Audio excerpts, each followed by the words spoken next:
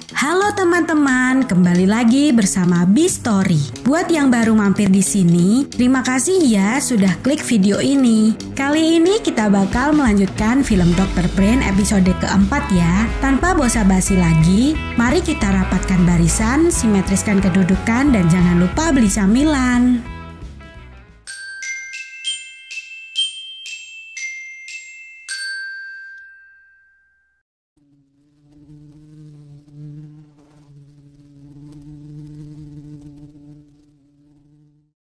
Di episode 4 kali ini, diawali setelah Hae-jin selesai menggambar lokasi di mana terakhir ia melihat Yodu. Sewon menanyakan siapa wanita yang ia gambar bersama Yodu dan di mana lokasi tersebut. Namun Hae-jin hanya diam saja. Kemudian Sewon menunjukkan gambar tersebut kepada detektif Cho. Namun detektif Cho tidak yakin dengan gambar tersebut.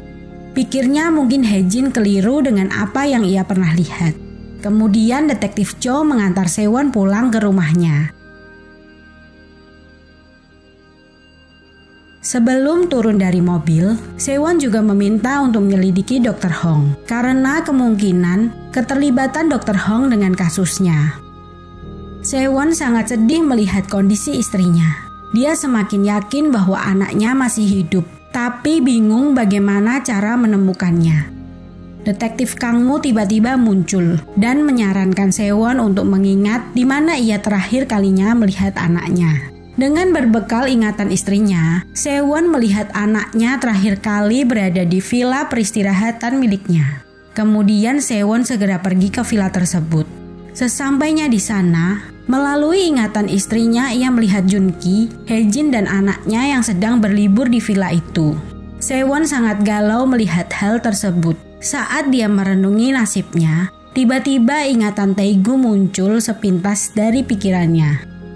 Shin berpindah ke rumah Sewon. Di sana ada seseorang yang menyelinap ke rumahnya dan ingin membunuh Jae. Tapi ketika dia hendak pergi, ia menerima SMS dari seseorang untuk membatalkan pembunuhan tersebut. Di rumah Dr. Hong juga didatangi Yoon Suk yang mencari keberadaan Dr. Hong. Di sana ibunya disekap untuk memberitahukan keberadaan anaknya.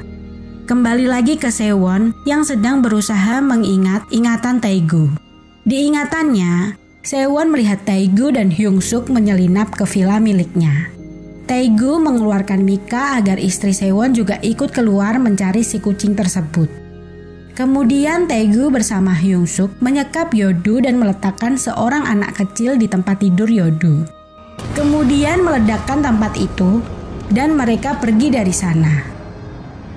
Melihat villanya meledak, istri Sewon sangat histeris. Disitulah Sewon tahu bahwa anak yang dimakamkannya bukanlah Yodu. Kemudian ia membongkar makam anaknya yang sebenarnya bukan anaknya tersebut untuk mengambil sampel DNA mayat anak itu. Kemudian Shin berpindah ke detektif Cho dan rekannya mendatangi rumah Dr. Hong. Saat bertemu ibu Dr. Hong, mereka sedikit curiga dengan gerak-gerik ibunya. Ternyata di belakang ibunya ada Hyung Suk yang sedang membawa pisau. Dengan kecurigaannya, detektif Cho memberi kode kepada ibu Dr. Hong. Kemudian detektif Cho berusaha menangkap Hyung Suk, namun dia berhasil lolos. Gawatnya lagi, Hyung Suk juga sudah mengetahui keberadaan Dr. Hong. Kembali lagi ke Sewon. Setelah mengambil sampel DNA, ia mencocokkannya dengan DNA milik Yodu. Dan hasilnya sama sekali tidak cocok dengan DNA anaknya. Di situ Sewon sangat menyesal. Kenapa dari awal tidak mempercayai kata-kata istrinya? Dia juga penasaran siapa yang menggantikan anaknya dan dari mana anak tersebut berasal. Kemudian Sewon ingat bekas operasi di kepala anak tersebut dan mencari di internet tentang kemungkinan penyakit yang anak itu derita. Tiba-tiba Sewon teringat klinik di mana anaknya berobat. Tanpa berpikir panjang, dia kemudian pergi ke klinik tersebut. Sesampainya di sana, Sewon ingin menemui dokter yang menangani anaknya. Ketika diminta menunggu di lobi, tak sengaja dia melihat hiasan kaca yang mirip sekali dengan gambar Hae-jin. Ternyata beberapa bulan lalu, Hae-jin melihat Yodu di klinik tersebut bersama seorang dokter. Merasa aneh dengan klinik tersebut, Sewon kemudian langsung masuk ke tempat dokter yang menangani anaknya. Di sana ia bertemu Dr. Hyung. Sewon meminta rekam medis milik anaknya. Dr. Hyung kemudian berpura-pura mencari data medis milik Yodu.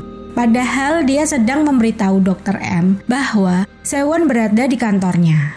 Sedikit curiga, kemudian Sewon mendekati Dr. Hyung.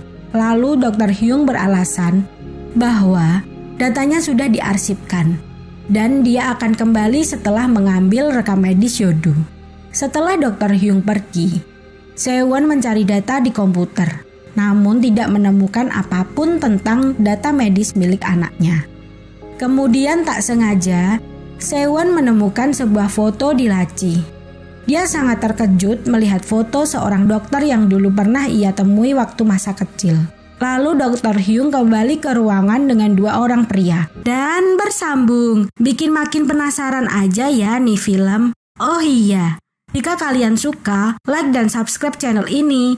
Akhir kata, semoga sehat selalu dan banyak rezeki buat kalian semua. Tetap jaga kesehatan dan jangan jadi beban orang tua. Bye-bye.